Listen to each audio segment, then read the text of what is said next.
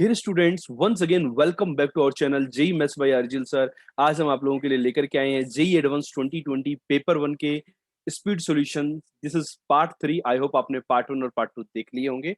Section 3 के बारे में डियर स्टूडेंट हम आज बात करने वाले हैं। सेक्शन 3 जो है वो टोटल 24 मार्क्स का आया था, जिसके अंदर numerical value type of question पूछे गए थे। यहाँ पर ऑब्जेक्टिव नहीं था, आपको सब्जेक्टिवली क्वेश्चन सोल्व करना था और एक एक्सप्रेशन की फाइनल वैल्यू निकाल करके कीबोर्ड की मदद से आपको माउस और कीबोर्ड वर्चुअल कीबोर्ड की हेल्प से वहां पर एंट्री करनी थी और डेसिमल के 2 प्लेसेस तक। सपोज यदि आपका आंसर 5 आ रहा है तो you have to type 5.00, right. तो यहाँ पर नेगेटिव मार्किंग नहीं थी प्यारे बच्चों, +4 मार्क्स आपको मिलने वाले थे यदि आपने सही आंसर टिक किया है। तो कंप्यूटर जी, चलते हैं पहले क्वेश्चन की तरफ। तो क्वेश्चन नंबर 13 से यहाँ पे स्टार्ट हुआ था। यहाँ पर आप देखिए क्वेश्चन नंबर 13 जो है, let m be the minimum value of this expression where y1 y2 y3 are the real numbers।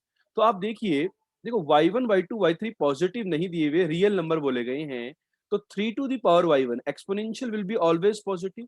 तो यदि मैं 3 to the power y1, 3 to the power y2 और 3 टू द पावर y3, इन तीन numbers पर यदि मैं am gm लगाऊं तो इन तीनों नंबर का am greater than equal to इन तीनों नंबर्स का gm होगा, right? Am I right? Are you able to recall this concept? And the GM of these three numbers will be x1, x2, x3 with the product to the power 1 by 3, right?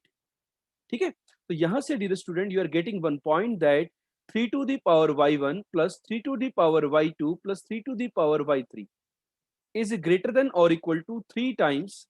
यहां पर जो 3 की power होगी y1 plus y2 plus y3 by 3 आएगा। y1 plus y2 plus y3, इसका value आपको given है question के अंदर 9 बाई 3 3 हो गया। तो this is basically 3 cube and 3 to the power 4, that is 81। ठीक है। तो logarithm of this to the base 3 to the power y1 plus 3 to the power y2 plus 3 to the power y3।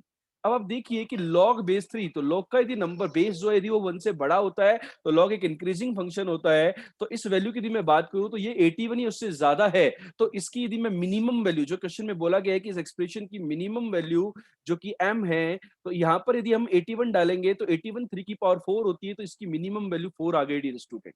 Now let's talk about the second expression. Second expression में प्यारे बच्चों आपको बोला गया है यदि मैं x1 x2 x3 तीनों ही पॉजिटिव नंबर्स हैं, राइट? कैसे नंबर्स हैं? पॉजिटिव नंबर्स हैं। x1 x2 x3 positive real number.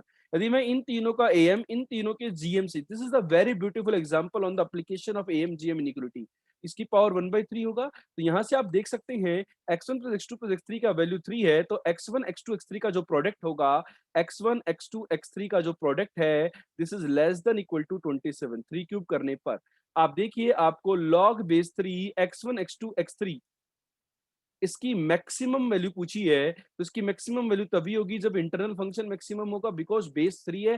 तो यहाँ पर इंक्रीजिंग फंक्शन होता है, ये 27 डालोगे तो ये मैक्सिमम कितना आ रहा है? This maximum is equal to capital M and that value is equal to 3। तो आपने यहाँ पर स्मॉल m और कैपिटल M की वैल्यू इजीली कैलकुलेट कर ली है। थोड़ा सा लोगरिथम का एप्लीकेशन यहाँ पर है क्वेश्चन के अंदर। तो it is asked that log 2 m cube plus log of base 3 m to the square. ठीक है। स्मॉल m की वैल्यू यदि मैं 4 डालूंगा तो ये 4 क्यूब हो जाएगा 2 to the power 6, right? And this will be 3 square. So your answer will be 6 plus 2, you will be getting 8 as your final answer. तो डियर स्टूडेंट, आपका जो आंसर होगा इस प्रॉब्लम का, that will be 8.00 because up to decimal 2 places you have to fill your answer. तो आई hope आपको question clear हो गया होगा। नेक्स्ट डियर बच्चों, ये जो नेक्स्ट क्वेश्चन है 14, यहाँ पर A1 जो सीरीज है AI, दैट इज AP, और BI जो सीरीज है वो है GP। अब यहाँ पर देखिए बोला गया कि ये एक्सप्रेशन होल्ड करता है। यदि मैं इस एक्सप्रेशन की बात करूं तो इस एक्सप्रेशन का जो सम होगा वो क्या होगा? AP का सम क्या होता है? Number of terms by 2 into 2a। तो फर्स्ट टर्म जो होती है A1 वो C के इक्वल दिया हुआ है, तो 2a प्लस n-1। AP का जो कॉमन डिफरेंस है वो 2 गिवन है। इसी प्रकार से right hand side GP first term that is C, because B1 का वैल्यू भी C के इक्वल है। यहाँ पे GP का कॉमन रेशियो भी 2 है, तो नंबर ऑफ टर्म्स -1 अपॉन 2 -1। यहाँ से डियर स्टूडेंट आपको C और N के बीच में एक रिलेशनशिप आ गई है। यहाँ पर अपन इस रिलेशनशिप को थोड़ा सा ऑब्जर्व करते हैं और C की वैल्यू कैलकुलेट कर लेते हैं कि what will be the C here, right? So यदि हमें यहाँ पर देखूं तो देखिए 2cn प्लस 2n square minus 2n. The value of this expression is c into 2 to the power n minus 1. तो आपको बोला गया है कि c भी एक पॉजिटिव इंटीजर है, c भी एक पॉजिटिव इंटीजर है, because c then the number of possible values of c, because sequence जो थी उनके नंबर्स जो थे वो पॉजिटिव इंटीजर थे, तो c has to be positive integer. तो यहाँ से देखिए कि c की वैल्यू क्या आ रही है. तो c की value dear student you are getting the c as twice of n square minus 2n divided by 2 to the power n minus 1 minus 2n. ये जो नंबर है ये एक नेचुरल नंबर होना चाहिए. ठीक है, इस नेचुरल नंबर होने के लिए n की कितनी इंटीजर वैल्यू है, for some positive integer n भी पॉजिटिव इंटीजर है, स्मॉल n भी एक पॉजिटिव इंटीजर है, स्मॉल n भी एक नेचुरल नंबर आना चाहिए, c भी एक नेचुरल नंबर आना चाहिए. ठीक है, इनके लिए भाई अपने को कॉम्बिनेशन देखना है कि c की n की ऐसी कितनी वैल्यूज एग्जिस्ट करती हैं जिनके लिए c एक पॉजिटिव नेचुरल इंटीजर आ जाए. ठीक है प्यारे बच्चों, तो अब यहाँ पर आप देखो कॉन्सेप्ट देखो, थोड़ा सा रिलेशन निकालना थोड़ा सा मुश्किल टास्क था यहाँ पर, लेकिन थोड़ा सा ध्यान देंगे यदि आप, तो आप देख सकते हैं कि न्यूमरेटर हमेशा पॉजिटिव है, बिकॉज n एक नेचुरल नंबर है, तो 2n स्क्वायर जो होगा वो 2n से हमेशा बड़ा होगा. राइट. अब मैं डिनोमिनेटर की बात करूं तो डिनोमिनेटर जो है वो भी पॉजिटिव होना चाहिए. तो डिनोमिनेटर जो होता है 2 to the power n 2n plus 1 से बड़ा होता है यदि मैं n का वैल्यू 3 या 3 से ज्यादा लूं. डियर स्टूडेंट, n की वैल्यू, बिकॉज यदि आप इनके ग्राफ बनाते हो y equal to 2 to the power x का और y equal to x 2x plus 1 का. राइट. तो ये ग्राफ यहाँ पर जाकर के कहीं ना कहीं कट कर रहे होंगे. तो यहाँ देखें तो 2 पर यदि मैं ऑब्जर्व करूं तो ये 4 दे रहा है और वो 5 दे रहा है, लीनियर ग्राफ. ठीक है, तो कहीं ना कहीं 3 पे जाकर के आगे मतलब 3 या 3 के लिए ऐसे सेटिस्फाई करता है, मतलब डिनोमिनेटर विल बी पॉजिटिव. तो ऑब्वियसली बात है n की वैल्यू 1 2 चेक नहीं करनी है, you have to check from n equal to 3. Right. ठीक है, अब ऑब्वियसली बात है कि आपको ये भी देखना था कि c जो है c that is a positive natural number, तो c is greater than equal to 1. तो एक इनइक्वालिटी मेरे पास यहां से बन गई कि 2n स्क्वायर माइनस 2n, मैंने डिनोमिनेटर को पॉजिटिव कर दिया है ऑलरेडी. डिनोमिनेटर को पॉजिटिव कर दिया है तो मैं क्रॉस मल्टीप्लीकेशन कर सकता हूं डियर स्टूडेंट. तो 2 to the power n minus 1 minus 2n. Right. You will getting this relation. तो यहां से डियर स्टूडेंट आपके पास आ गया कि 2n square plus 1 is greater than equal to 2 to the power n. यदि आप ऑब्जर्व करें इस रिलेशन को कि भाई ये वैल्यू कब के लिए ट्रू होगी. ठीक है, तो आप देखें तो n नेचुरल नंबर के लिए यदि आप 1 देखें तो देखो ये ज्यादा है इससे, 2 देखें तो ज्यादा है, तो this is true. This is true for this is true for n less than 7. I hope so. 7 put करके देखते हैं. 49 90 7 पे 128 हो जाता है, तो n लेस देन 7 6 के लिए ट्रू आ रहा है. ठीक है, तो यदि अपन ग्राफ से देख सकते हैं this is true for n less than 7. तो ओवरऑल देखा जाए तो दोनों के इंटरसेक्शन से n की जो पॉसिबल वैल्यूज है वो आ गई है 3 4 5 6. तो n की वैल्यूज आपने यहां पर डेयर स्टूडेंट कैलकुलेट कर ली हैं कि n इक्वल टू 3 4 5 6. यही 4 पॉसिबिलिटी हैं जो कि n की वैल्यू हो सकती हैं, लेकिन इन n की वैल्यूज के लिए जो वैल्यू ऑफ c है वो भी एक इंटीजर आना चाहिए. तो यदि मैं n इक्वल टू 3 पे पुट करता हूं तो n इक्वल टू 3 पे dear student I am getting 2 to the power 3 that is 8 minus 7 तो 1.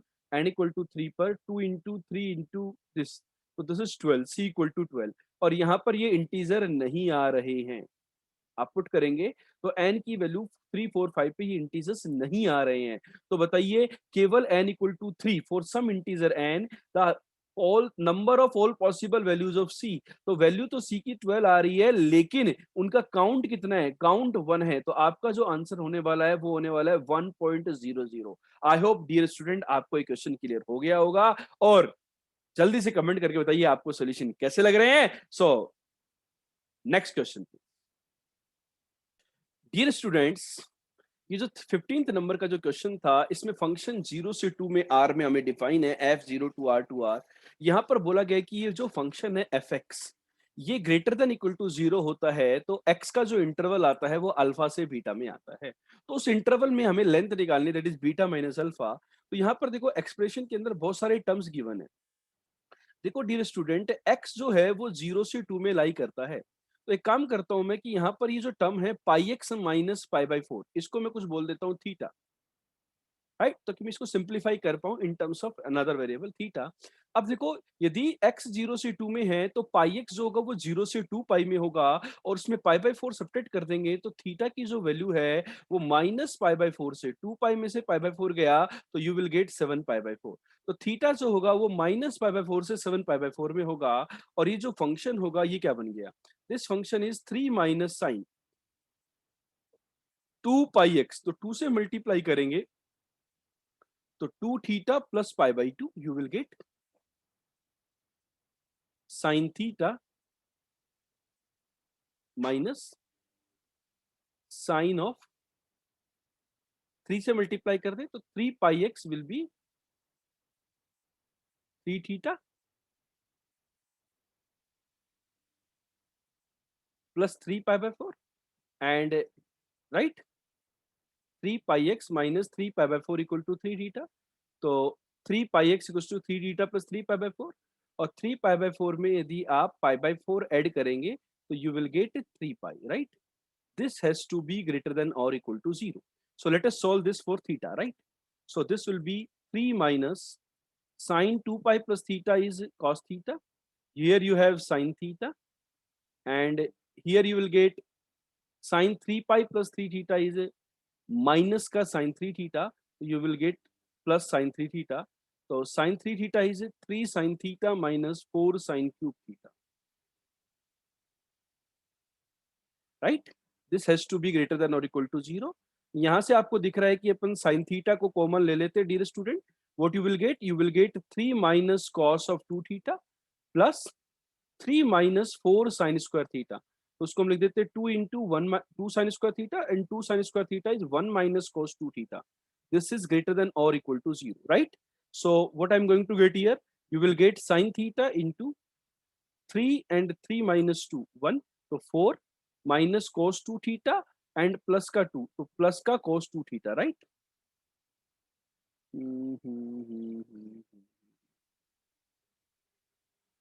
You are getting this expression or something else? Just tell me speedily so that I can correlate you, right? So you are getting this thing? Okay. So see, theta can be anywhere. Cos 2 theta minimum minus 1 hoga, so this is always positive. So this will give you that sin theta must be greater than or equal to 0. Now let's talk about the theta. Theta lies in this interval. तो theta जो है वो minus pi by 4 से, देखो यहाँ पर minus pi by 4, यहाँ से ऐसे होता है ग्राफ, यहाँ से लेकर के यहाँ तक 2 पाई तक भी पूरा नहीं गया, यहाँ तक। तो इसमें थीटा 0 से पाई बाय, यहाँ से डियर स्टूडेंट आपका आ गया कि थीटा 0 से पाई में होगा तो ही आपका sine theta greater than equal to 0 होगा इन दिस गिवन इंटरवल। तो थीटा 0 से पाई में आ गया है। थीटा बोले तो pi x minus pi by 4 is less than equal to pi and greater than equal to 0. So this will give you x is less than equal to 5 by 4 and greater than equal to 1 by 4. तो यही interval dear student बोला गया था alpha से beta, तो आपको beta minus alpha पूछा गया है, तो that will be 5 by 4 minus 1 by 4 and the answer is 1। ठीक है, तो आपका जो आंसर है dear student that will be 1.00। I hope आपको क्वेश्चन क्लियर हो गया होगा। सिंपल क्वेश्चन था ट्रिग्नोमेट्री के हाउस से। Okay, all the best. Next question please. Dear student, ये जो वेक्टर्स के हाउस से क्वेश्चन आया था, इसके अंदर यदि आप थोड़ा सा ऑब्जर्व करें, हमें एक ट्राइंगल दिया हुआ है PQR। इस ट्राइंगल PQR के अंदर हमारे पास एक तो PQ वेक्टर है, PQ vector is the C vector, QR vector is the A vector, and RP is the B vector. So basically, closed loop vector addition will give you A vector plus B vector plus C vector equal to 0, right? So here you can see mod A is 3, mod B is 4, and this expression is given. यदि आपको mod A और mod B की value given है dear student, so this is 3/7। मैं इस relationship को satisfy करा लेता हूं, यहां पर देखिए, तो 7 times A dot C minus 7 times A dot B, dot के अंदर मल्टीप्लाई कर दिया, 7 को क्रॉस मल्टीप्लाई कर दिया, right, is equal to 3 times C dot A लिखें या A डॉट C लिखें, बात एक ही होती है, 3 times C dot. So dear student, I am getting one relation as 4 times A dot C plus 3 times B dot C is equal to 7 times A dot B। मैंने ऐसा क्यों लिखा उसके बारे में भी आपको समझ में आएगा। आप यहाँ पे देखिए, आपको कैलकुलेट करना है A क्रॉस B का स्क्वायर, मोड का स्क्वायर।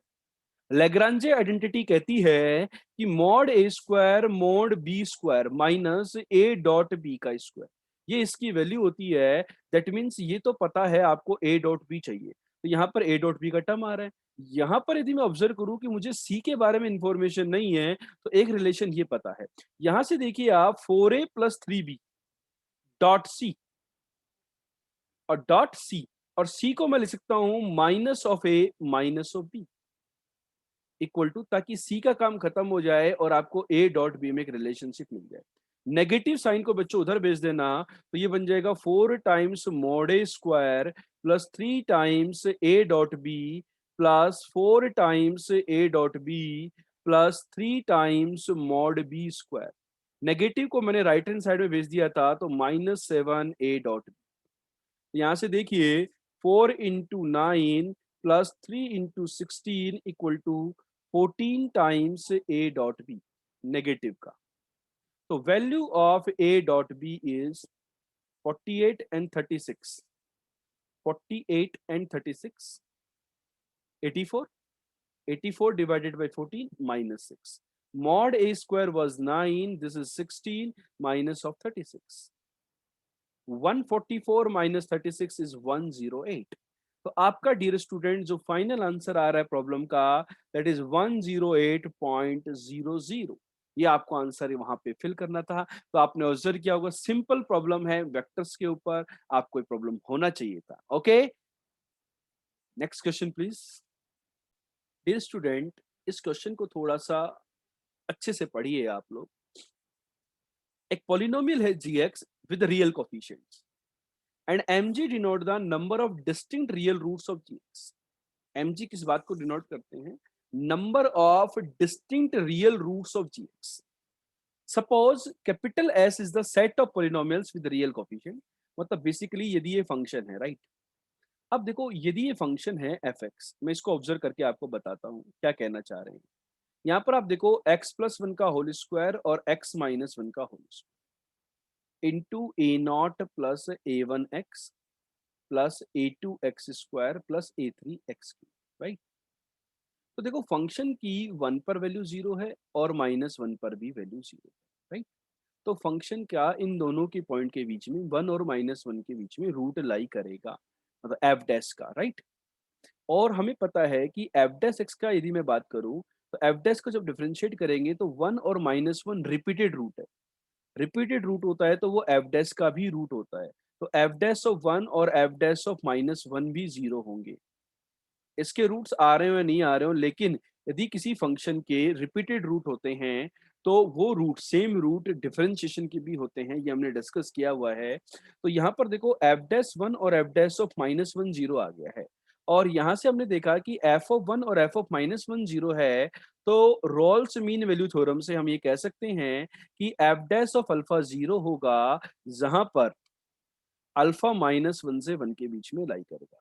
तो मिनिमम कंक्लूजन हम लोग ये बना पा रहे हैं। तो मिनिमम कंक्लूजन देखो, इसके 4 रूट्स थे, इसके यदि कोई भी रूट नहीं भी होता है रियल रूट, तो अभी इसके 4 रियल रूट आ रहे थे एफ एक्स के। तो यहाँ से हमने कहा कि F dash X equal to 0 जो फंक्शन है, इसके 3 रूट आ चुके हैं, एक -1, एक अल्फा और एक alpha. -1 is less then alpha, मैंने ऑर्डर में लिखे हैं, राइट, इंक्रीजिंग ऑर्डर में। तो एफ डैश के, तो ये जो बोला गया है ना कि एम एफ डैश, तो एम एफ डैश की जो वैल्यू है that is the minimum value. M F dash की मिनिमम वैल्यू क्या होगी? एम एफ डैश की मिनिमम वैल्यू क्या होगी कि ये क्या डिनोट करते हैं, एफ डैश के डिस्टिंक्ट रियल रूट्स कितने होंगे मिनिमम, तो वो मिनिमम 3 रूट दिख रहे हैं। अब बेटा ये आ गया आपके पास रिलेशन। अब मान लेते हैं कि यदि एफ डैश के 3 रियल रूट्स हैं, तो एफ डबल डैश के कितने होंगे? 2 होंगे। सिंपली एफ डबल डैश के मिनिमम रियल रूट्स कितने होंगे? 2 होंगे। तो इन दोनों का सम कितना होगा मिनिमम? 5।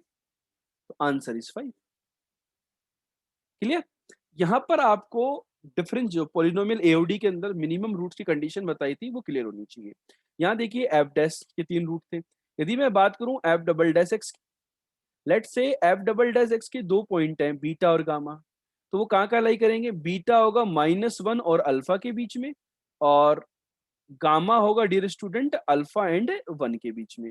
भाई यहाँ पर आप इनकी एफ डैश पे रोल्स थ्योरम लगा सकते हो ना, क्योंकि F dash of -1 equal to 0, F dash of alpha equal to 0। तो इन दोनों के बीच में एक रूट लाई करेगा, दैट इज बीटा, जहाँ पर डबल डिफरेंशिएशन 0 होगा। इसी प्रकार से गामा, आप ऑब्वियसली बात है आपको थ्योरी डायरेक्ट क्वेश्चन को कर सकते थे यदि आपने हमारे लेक्चर नोट्स देखे हैं तो। एफ के मिनिमम 4 रियल रूट हैं, तो एफ डैश के उनके बीच में कम से कम 3 होंगे और एफ डबल डैश के कम से कम 2 होंगे। तो इन दोनों का सम 5 आ गया। ये डायरेक्ट 5 सेकंड का क्वेश्चन था, केवल और केवल 5 सेकंड का, और आंसर भी 5 ही आ रहा है, राइट। आई होप क्लियर हो गया होगा। कंप्यूटर जी नेक्स्ट क्वेश्चन कीजिए। So, बच्चों, this was the last question, question number 18. Again, this was from the notes. Multiple time I asked that 1 plus x to the power 1 by x is very, very important. आप यदि direct deal नहीं कर सकते इस expression को, so you can write it as e to the power ln of 1 minus x to the power 1 by x, और 1 by x आगे आ जाएगा, तो यहाँ पर x denominator में आ गया। So, this limit is nothing but a limit extending to 0 plus e to the power ln of 1 minus x by x minus 1 by e। तो minus 1 by e, तो dear student let's take e to the power 1 by e common. 1 by e को बाहर फेंक दीजिए because उसका कोई use नहीं है। You will be getting limit extending to 0 plus e to the power ln of 1 minus x by x plus 1 minus 1 divided by something. अब ये जो कहानी है ये कहाँ की तरफ जा रही है? e to the power 1 plus something and that something is tending to ln 1 minus x by x, इसकी जो लिमिट है वो -1 है। तो ये पावर जो है जीरो की तरफ जा रही है। e to the power x minus 1 by x, यदि ये जीरो मतलब यदि ये x जीरो की तरफ जा रहा होता है तो अपन बेसिकली इसको अपन x से रिप्लेस कर सकते थे, राइट। तो similarly either you replace this by x or here you can apply the expansion.